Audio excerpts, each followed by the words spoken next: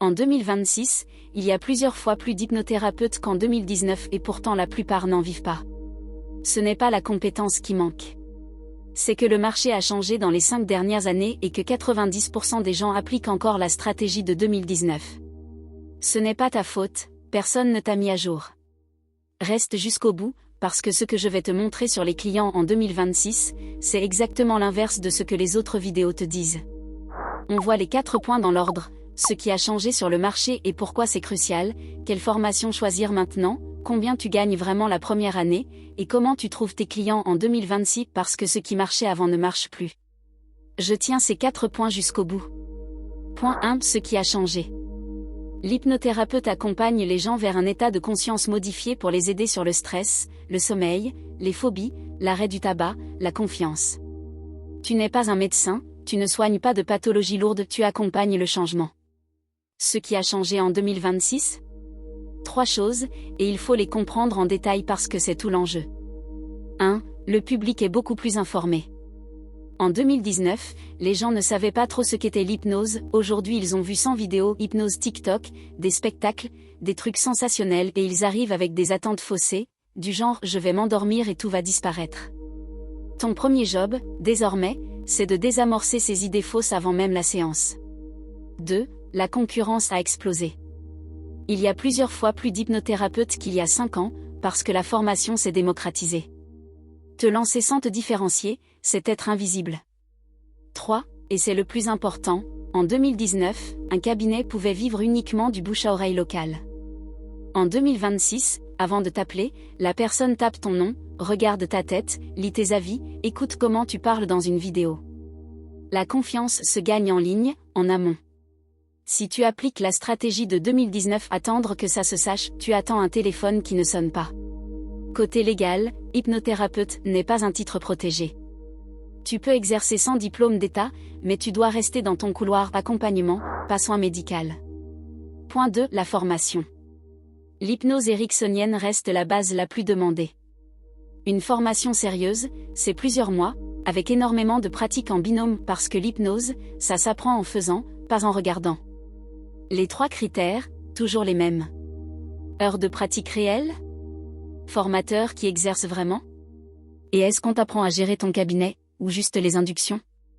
La trajectoire typique de quelqu'un qui réussit, pour te projeter, il choisit une formation ericksonienne sérieuse, sur plusieurs mois, avec des dizaines d'heures de pratique en binôme, il rate des inductions, recommence, se fait reprendre. C'est exactement ça qui lui donne la confiance de s'asseoir face à un vrai client sans paniquer. À l'inverse, celui qui a tout appris en vidéo, seul, se fige à la première séance réelle. La pratique encadrée, ce n'est pas un détail, c'est ce qui sépare celui qui ose facturer de celui qui n'ose jamais commencer. Nouveauté 2026 à intégrer, choisis une formation qui te prépare aussi à la visibilité en ligne. Parce que, répétons-le, la formation te rend compétent, elle ne te ramène aucun client. Et aujourd'hui, sans présence en ligne, tu n'existes pas. Point 3. L'argent. Micro-entreprise pour démarrer, simple, rapide, gratuit. Une séance d'hypnothérapie se facture plus cher que beaucoup d'autres pratiques, souvent entre 60 et 100 €, parce que les résultats sont concrets et rapides. Pourquoi tu peux facturer plus cher ? Parce que les gens viennent pour un problème précis et urgent, arrêter de fumer, dormir enfin, vaincre une phobie qui les bloque depuis des années. Quand quelqu'un n'a pas dormi correctement depuis 6 mois, 80 € pour s'en sortir, ce n'est pas cher, c'est une délivrance. Et souvent, là où une approche classique demande de nombreuses séances, l'hypnose donne des résultats en 3 ou 4. Le client le sait, et il l'accepte. Mais attention au piège, un tarif élevé ne sert à rien si l'agenda est vide. La première année, sans stratégie, tu fais quelques séances par semaine. Avec une bonne visibilité, tu peux atteindre 15 à 20 séances et là, l'hypnothérapie devient un des métiers du bien-être les plus rentables. Le plafond est plus haut qu'en réflexo ou en sophro. Mais le ticket d'entrée en visibilité est plus exigeant, il faut prouver ta valeur avant qu'on s'engage. Point 4. Et c'est là que tout bascule, parce que c'est exactement l'inverse de ce que la plupart font. La formation te rend compétent. Elle ne te ramène aucun client. Et en 2026, sans présence en ligne, tu n'existes pas aux yeux de tes futurs clients. C'est exactement pour ça que j'ai préparé un guide gratuit sur comment trouver tes clients en 2026, pas les méthodes de 2019, le plan actuel. Le lien est en description. Voilà le cœur. Il tape ton nom, regarde ta tête, lise tes avis, écoute comment tu parles. Si tu n'es nulle part en ligne, tu perds avant de commencer. 3 leviers. 1. La preuve. Avis client, témoignages, et surtout du contenu où tu expliques concrètement comment tu aides, par exemple, comment l'hypnose aide à arrêter de fumer. Ce contenu travaille pour toi pendant que tu dors. Et c'est exactement ce que tu es en train de regarder, une vidéo qui explique, qui rassure, qui montre que la personne derrière sait de quoi elle parle. Une seule bonne vidéo sur ce qui se passe vraiment pendant une séance d'hypnose peut amener des clients pendant des années, parce qu'elle répond à la question que tout le monde se pose avant d'oser franchir la porte.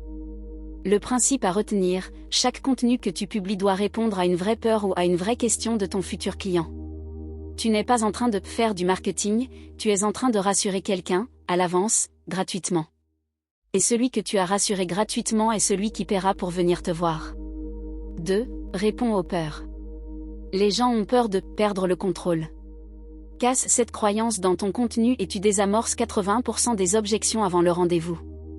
3. Un site clair, rassurant, avec réservation immédiate. En hypnose plus qu'ailleurs, la confiance se joue sur la qualité de ta présence en ligne. Quand quelqu'un envisage de laisser quelqu'un d'autre guider son esprit, il a besoin d'être profondément rassuré avant de réserver. Ton site doit donc montrer ton visage, dire clairement ta formation, afficher des avis réels, et expliquer le déroulé d'une séance pour démystifier. Ce sont ces détails qui transforment un visiteur inquiet en client confiant. Néglige ta présence en ligne, et même excellent en cabinet, tu resteras vide. Tu n'es pas quelqu'un qui n'y arrivera pas. Tu es quelqu'un qui a appris à accompagner les gens et qui apprend maintenant à construire différemment sa visibilité. C'est une compétence qui s'acquiert, exactement comme l'hypnose.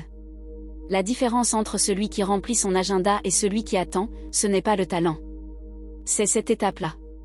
Dis-moi en commentaire, qu'est-ce qui te freine le plus en ce moment, la formation, la confiance, ou trouver des clients? Si vous êtes nombreux sur le même blocage, j'en fais une vidéo complète. Et si tu te demandes comment se passe vraiment une première séance d'hypnose pour toi et pour ton client, j'ai une vidéo qui traite exactement ça sur la chaîne. Prends soin de toi. Et de ton cabinet. À très vite.